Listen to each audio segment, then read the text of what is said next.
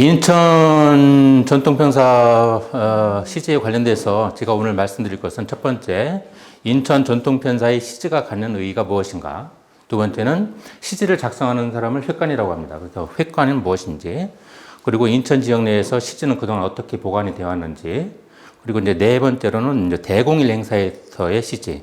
대공일 행사라고 하면 좀 생소한 분들이 계실 것 같습니다. 그럼 대공일 행사에 대해서는 일단 좀 자세하게 말씀을 드리도록 하겠습니다. 그리고 다섯 번째는 시지가 작성되는 방법. 이제 가장 중요한 그 핵심 부분이라고 할 수 있겠는데요. 다섯 번째로 그걸 말씀드리고, 그 다음에 앞서 이렇게 발표하신 분들도 쭉 말씀을 하셨지만 시지가 시대에 따라서 좀 변화의 양상을 걷게 됩니다.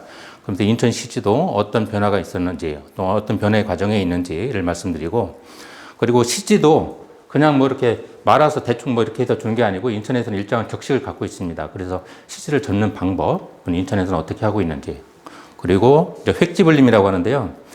편사가 끝나고 나면은 장원에게 그 획지를 개인적으로 내립니다. 그 과정을 획지불림이라고 하는데 그 순간은 어떤 건지, 그리고 마무리로 인천 전통 편사가 정말로 문화적, 학술적, 예술적, 그리고 민속학적 여러 가지 정말 중요한 그 가치가 있음에도 불구하고 아직까지도 이제 부각되지 못했는데, 오늘 이 자리를 빌려서 인천 편사도 같이 다시금 이제 재조명되고 제대로 그 평가를 받을 수 있는 그런 소중한 기회가 됐으면 좋겠다는 말씀으로 마무리를 하도록 하겠습니다. 첫 번째, 인천 전통편사 시제의 의의입니다. 인천 전통편사 시제의 의의는 다 아시는 것처럼 편사라고 하는 것이 임진왜란이나 병자호란을 거치면서 선조되죠. 그러니까 활이라고 하는 것을 민간 차원에까지 보급을 하면서 국토 방위의 수단으로 굉장히 적극적으로 장려를 하게 됩니다. 그러면서 우후죽순적으로 전국적으로 이제 활터가 많이 생기게 되고, 그러면서 고을마다 편사도 아주 성행했던 시기가 바로 이제 선조대 이후라고 보고 있는데요. 아직까지는 이에 대해서는 뭐 특별한 의견이 없기 때문에 우리가 이제 편사라고 하면은 선조대 이후로 이렇게 시기를 잡고 있습니다. 그래서 지금까지 한 400년 정도의 역사를 가진 것이다라고 이렇게 보고 있는데요. 이후에 이제 갑오개혁을 거치면서 과거 시험이, 문과 시험이 이제 폐지가 되잖아요. 그래서 활이 가지고 있는 그 자리를 총포가 대신하게 됩니다. 활의 성능보다는 총포가 가지고 있는 성능이 살상으로서의 기능으로 훨씬 더 유리하다고 이렇게 봤던 거겠죠. 그래서 우후죽순적으로 생겼던 많은 활터들이 급격히 이제 없어지게 됩니다.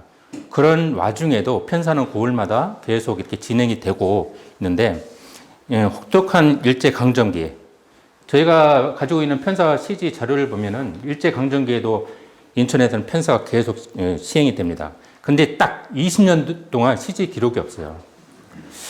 그 당시에 인천의 활터에서 편사가 진행이 됐는지 안 됐는지는 모르겠지만, 지금 인천 연문정에서 가지고 있는 시지를 보면 20년간이 딱 비어 있습니다. 그 시기가 언제냐면 민족 말살 정책이었던 30년대, 40년대.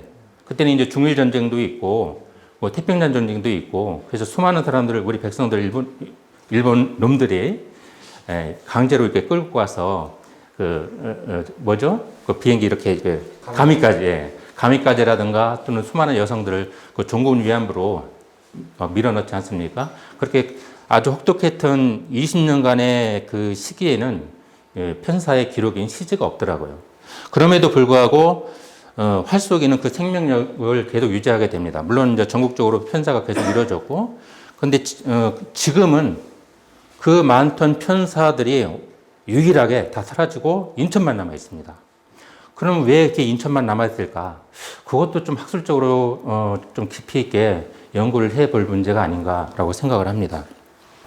작년도에 좀 전에 제가 보여드렸던 인천 전통편사 기해년 보고서라고 해서 저희가 이 책자를 이제 마련하게 됐습니다.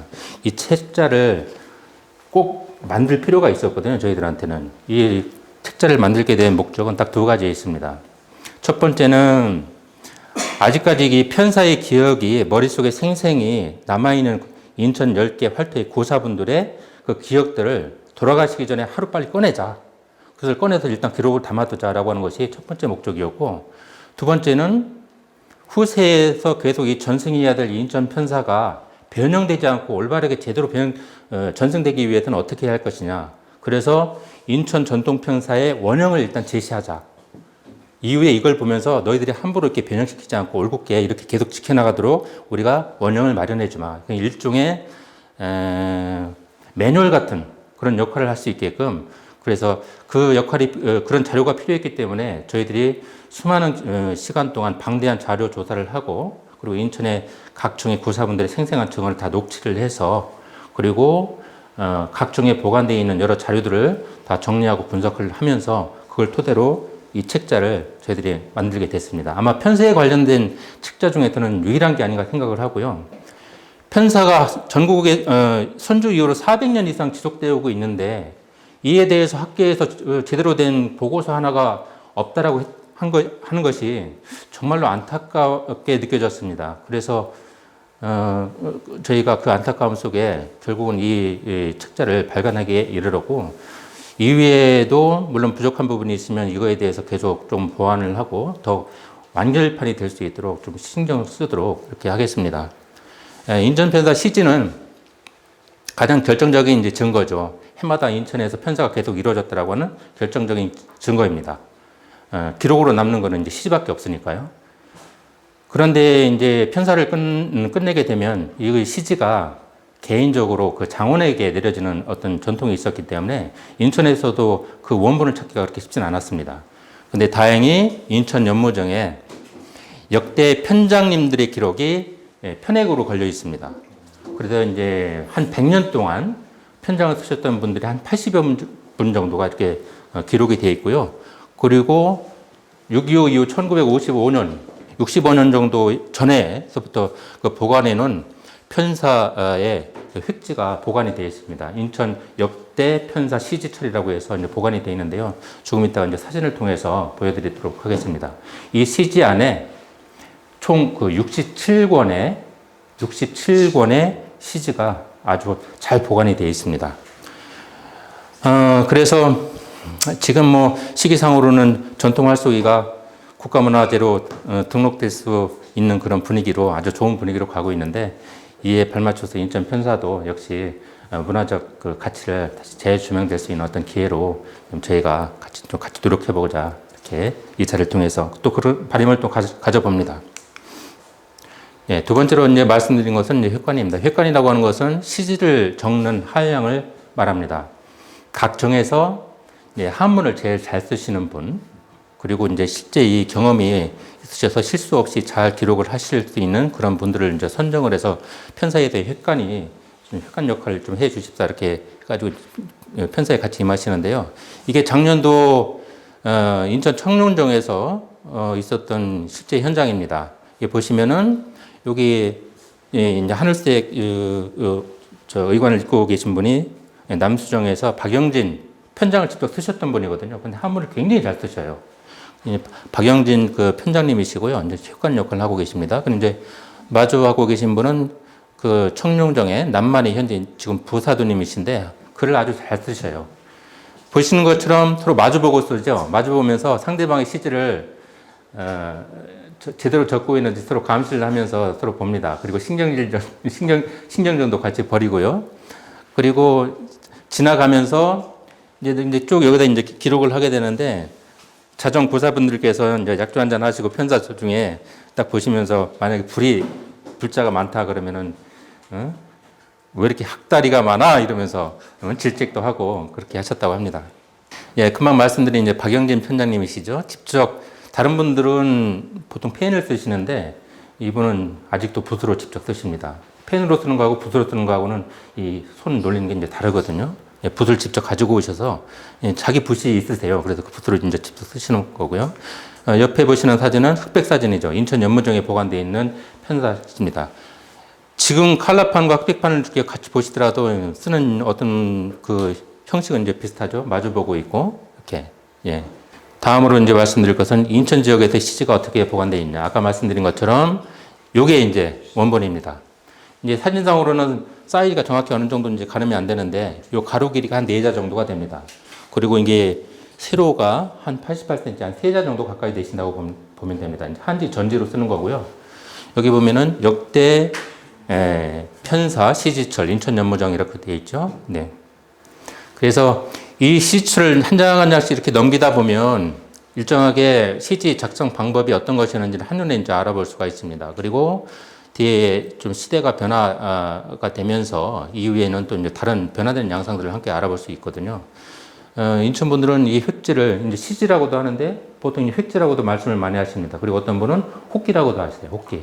근데 혹기라는 말은 이제 구전으로 이렇게 전해지는 과정에 그게 이제 변화된 말이 아닐까 이렇게 생각을 하는데요.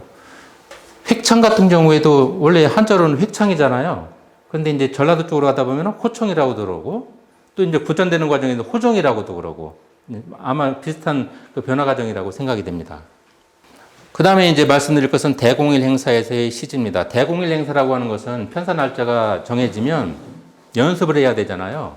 그래서 이제 서울 토편사 같은 경우에는 초중에, 재중에, 대중에 해가지고 세 차례 만나서 편사 준비를 한다라고 되어 있는데 인천은 하루만 합니다. 하루만 하는데 그것을 대공일 행사라고 하고 한자로는 잘 모르겠어요. 한자로 적혀 있는 걸 못 봤거든요. 근데 제 생각으로는 대공이라는 말도 짐작하는 건데 옛날에는 어르신들이 쉬는 날 공일이라고 그러셨잖아요. 공일. 일요일 날이나 이런 공일이라고 했는데 아마 전체 사원들이 한꺼번에 다 크게 한번 쉬어보자는 의미로 대공일이라는 말이 만들어지지 않았을까. 제 개인적인 추측입니다. 근데 대사습이라고도 하고 또는 대사위라는 말들 쓰기도 합니다. 이게 대공일에서의 시지 이제 작성되는 연습하는 장면인데요. 지금 시지를 쓰시는 분은 인천 천연동에서 한 40년 이상 직공하신 현재 이제 부사들을 지내고 계신 분입니다. 그 앞에 서 계신 분이 있죠. 이분이 이번 편사에서 시지를 처음으로 쓰시는 분이에요. 직접 옆에서 아주 자세하게 어떻게 쓰는지를 보고 계시죠. 교육을 시키고 있는 과정입니다. 그리고 이제 편사에 임해서 사원들한테 이 시지뿐만 아니고 편사에 임할 때 어떤 자세로 어떤 예법을 가지고 편사에 임해야 될지 그날 대공인 행사를 통해서 교육을 하게 되어 있는데요. 내용은 그렇습니다. 첫 번째 복장을 단정히 할 것. 두 번째는 활쏘는 중에 쓸데없이 떠들지 마라. 잡담하지 마라. 그리고 정명만을 응시해야지 괜히 쓸데없이 뒤를 돌아본다거나 주위를 두리번 이렇게 하는 일이 없도록 해라. 그리고 편사할 때는 앞사람의 살이 다 나가고 나서 관역에 떨어지는 걸 보고 나서 그리고 나서 이제 살을 뽑아라. 그리고 기공들이 창이 끝나고 나면 살을 뽑아라. 또 작대순을 잘 숙지하고 그 작대 순서가 들어왔을 때 바로 편사에 임할 수 있도록 이렇게 계속 신경 쓰고 있어라. 그리고 이제 두루마기 착용 시에는 궁대를 어떻게 맬 것인가 이런 부분들 그런 것까지도 이제 좀 자세하게 교육이 되게 됩니다. 그리고 너무 지나친 음주를 하지 마라. 왜냐하면 이 자리에는 사원들만 있는 게 아니고 창을 하시는 분들, 그러니까 그런 이제 기공들 분들도 같이 계시기 때문에 같이 이제 어울려서 춤을 추거든요. 그럴 때 너무 지나친 음주로 인해서 실수를 할 수도 있으니까 그런 부분을 좀 조심해라라고 하는 거고요. 그리고 전반적인 편사에 관련돼서 어떤 상식적인 차원에서 이런 것들이 대공인 행사 때 같이 교육이 됩니다. CG 작성 방법에 대해서 말씀드리겠습니다. 먼저 발표자님들께서 쭉 그 발표하시는 내용을 들어보니까 좀 CG 작성하는 데는 공통점이 좀 있는 것 같아요. 그래서 저희 CG 작성 방법도 일정 형식을 갖추고 있다고 하는 거죠. 제일 상단에 보시면 관덕이라고 써 있습니다. 저희 인천 CG는 관덕 또는 사이 관덕이라고 적습니다. 관덕이라고 하는 것은 아시겠지만 활 쏘는 것을 통해서 활 쏘는 사람의 어떤 덕행을 살피겠다라고 하는 뜻이죠. 그리고 제일 오른쪽에는 정중 삼순 또는 예중 삼순이라고 큰 글씨로 적습니다. 그리고 그 바로 옆에 요게 이제 방명이라고 적죠. 성명이라고도 적는데 보통 인천에서는 방명이라고 적습니다. 저 방자가 그 꽃방자 그거잖아요. 그래서 보통 이제 상대방을 더 존중하는 의미로 성명이라고 적지 않고 방명이라고 쓰고 그 밑에 초순, 재순, 삼순 이렇게 세 칸을 나누게 됩니다. 그리고 제일 첫 번째 명단에 있는 분이 이 편사의 무조건 편장님이십니다. 편장님이십니다. 그리고 마지막으로 끝에 서시는 분이 종띠세요.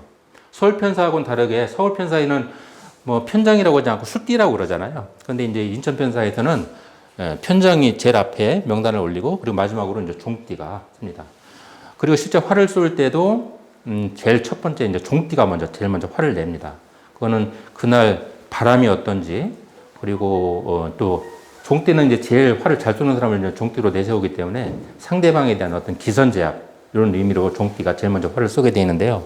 그 다음에 이 서열은 보통 자정에서 화를 낼 때 사대에서는 서열이라고 보시면 됩니다. 보통 이제 구사분들이나 고모님들, 그 다음에 조금 연세가 되신 이제 선배님들 이렇게 해가지고 이렇게 쭉 작대 순서가 정해지게 되어 있습니다. 인원수는 매 편사마다 다릅니다. 어떤 때는 20몇 명이 되기도 하고 어떤 경우는 30명이 넘기도 하는데 그거는 편사를 준비하는 과정에서 양중에서 서로 의논을 합니다. 이번에는 25T로 하자. 그럼 이제 25T가 되는 거고 뭐 좀 더 많이 하자. 그럼 많은 사람들이 편사 인원으로 이렇게 같이 참여하게 됩니다. 제일 왼쪽에 보시면 편사가 이루어졌던 연도와 날짜가 나옵니다. 1985년 5월 3일이라고 되어 있죠. 인천변사는 보통 4월에서 5월 사이로 많이 이제 3월, 4월, 5월 이 사이에 진행이 되는데요. 준비 과정은 그 전에 12월부터 이렇게 의논이 됩니다. 보통 이제 봄에 하는데 편사시 모든 음식은 편장님이 다 내세요. 어떤 분은 1,000만 원을 쓰시기도 하고 어떤 분은 2,000만 원을 쓰시기도 하고 이 모든 비용을 편장님이 다 부담을 하십니다. 그리고 대공일 행사 때 나가는 음식까지도 다 편장님이 부담을 하세요. 그러니까 재력이 없으면 편장을 못 쓰는 거예요. 인천에서는 편장이 됐다라고 하는 것은 상당한 어떤 위함과 어떤 권위 그리고 어떤 존중을 받는 그런 자리가 되기 때문에 편장님의 재력도 있어야 되고 물론 사원들을 아우르는 어떤 덕망이라든가 이런 건 뭐 필수고요. 이런 분들이 이제 편장을 쓰시는데 편장을 쓰셨다고 하면은 편장뿐만 아니고 그 편장의 부인 되시는 분까지도 편장댁이라고 해서 굉장히 존중을 해줍니다. 아직까지도 그래서 인천에서는 택시나 이런 걸 타고 다니다 보면은 이런 활 얘기를 하면 우리 아버님, 할아버님께서 편장을 쓰셨다. 편장을 2번씩이나 쓰셨다. 이런 것에 대해서 굉장히 자부심을 가지고 계세요. 인천에서는. 그리고 사도를 하려면 반드시 편장을 써야 된다. 인천에서는 아직도 전통이 그렇게 내려오고 있습니다. 심지어 이제 남수정 같은 경우에는 편장을 안 쓰면 절대 사도가 못 되는.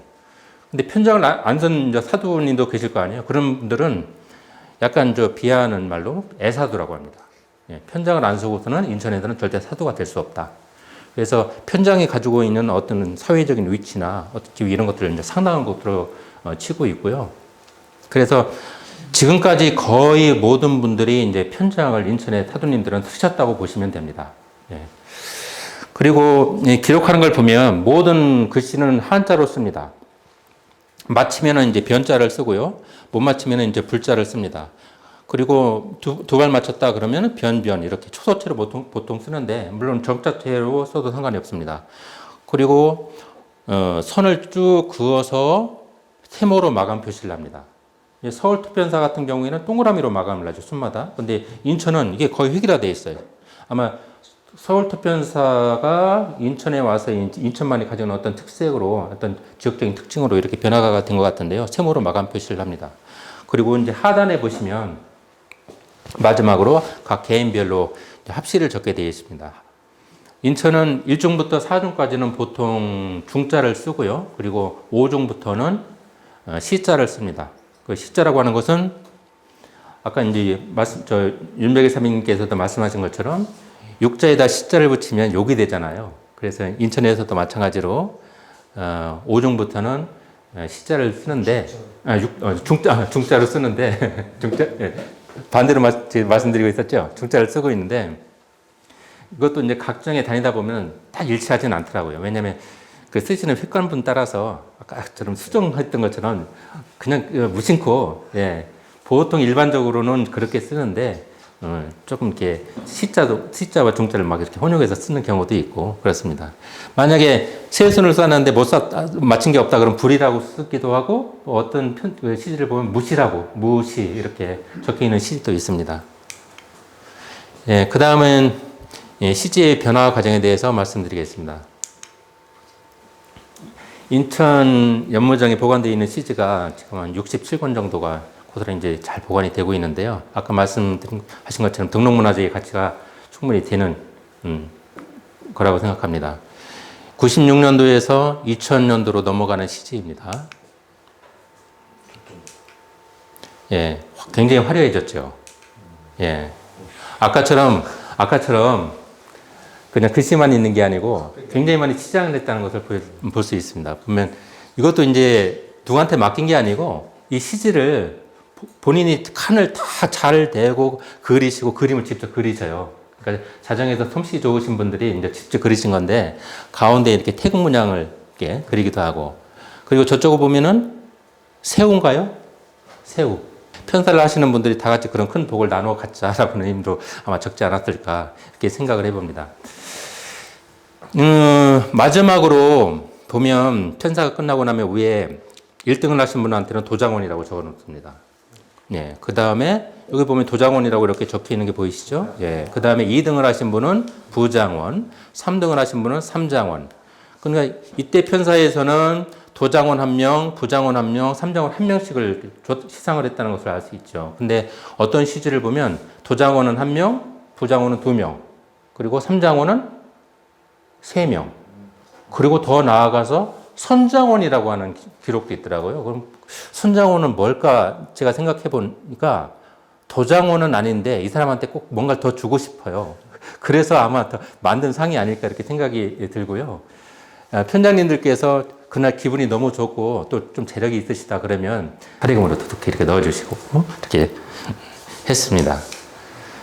네, 마지막 7번째는 이제 시지 젓는 방법에 대해서 이제 말씀을 드리겠습니다. 크게 이제 4단계로 나눠서 볼 수가 있겠는데요. 전지가 굉장히 사이즈가 크잖아요. 이 시지를 접어서 장원한 사람한테 몸의 전면이나 또는 배면에 꽂아줍니다. 첫 번째 보면 이렇게 세로로 반으로 접고요. 그거를 또 45도로 이렇게 접어서 이제 정사각형 모양으로 45도로 이렇게 접습니다. 그리고 다시 반을 접어서 마지막 모양이 종이 비행기라든가 아니면 이제 이렇게 봤을 때는 꽃다발 모양처럼 약간 그런 삼각형, 역삼각형 모양의 꽃다발 모양처럼 이렇게 되는데요. 요거를 전면에다 꽂아주느냐 아니면 배면에다 꽂아주느냐에 따라서 조금 이제 사이즈가 다르다는 걸 볼 수 있는데요. 이거를 한 번을 더 접어서 하게 되면 더 반으로 줄이겠죠. 그 다음 과정을 거치게 되면 이제 사이즈가 작아지게 됩니다. 예. 여기 이제 남수정의 경우인데, 남수정에 이제 장원하신 분입니다. 편사 때.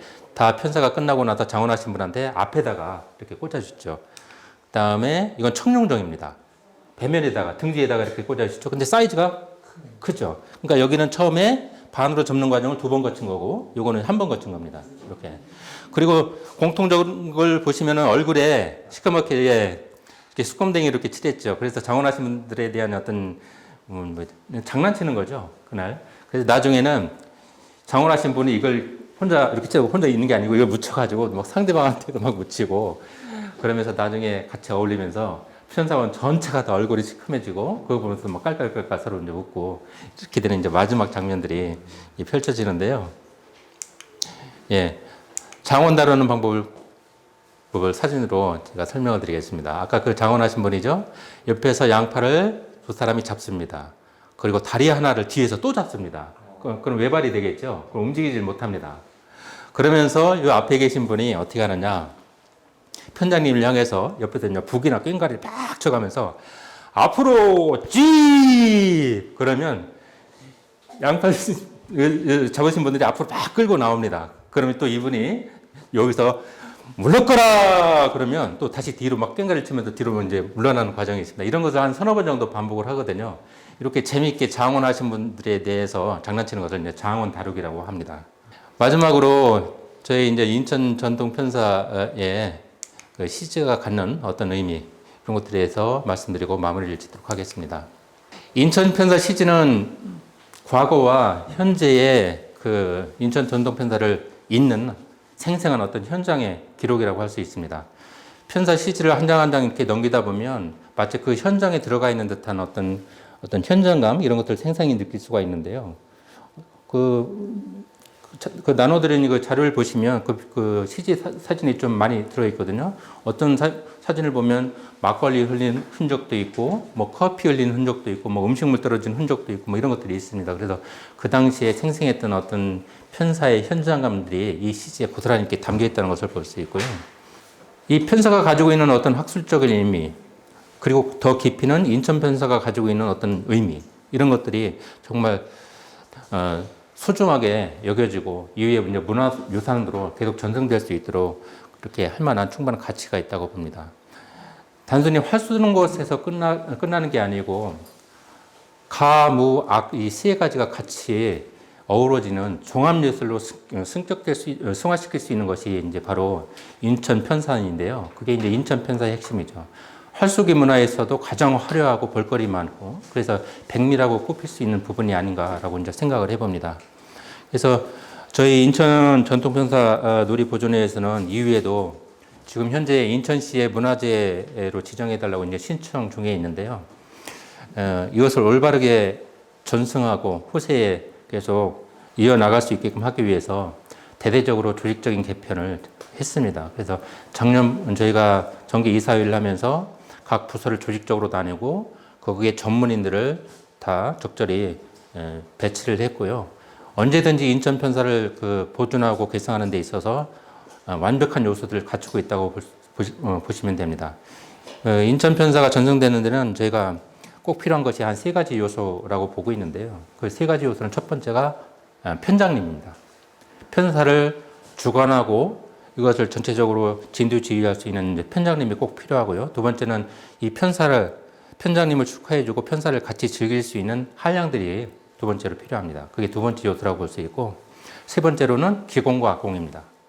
단순히 활쏘기에서 끝나는 것이 아니고 그 활쏘기 현장을 정말로 종합예술로 승화시킬 수 있는 그 역할을 하시는 분들이 이제 기공과 악공들인데요. 그 부분에 대해서는 전문가가 우리 여영애 회장님이십니다. 400년 넘게 유일하게 전국에서도 인천에서만 전승되고 있는 인천편사가 전통 활쏘기와 함께 다시 한번 그 문화적, 역사적, 학술적 가치가 제대로 평가되고 재조명돼서 한국 국가 무형문화재를 넘어서 더 나아가 세계의 무형문화재로도 인정받을 수 있는 그날이 오기를 간절히 바라봅니다. 이상으로 모든 발표를 마치겠습니다.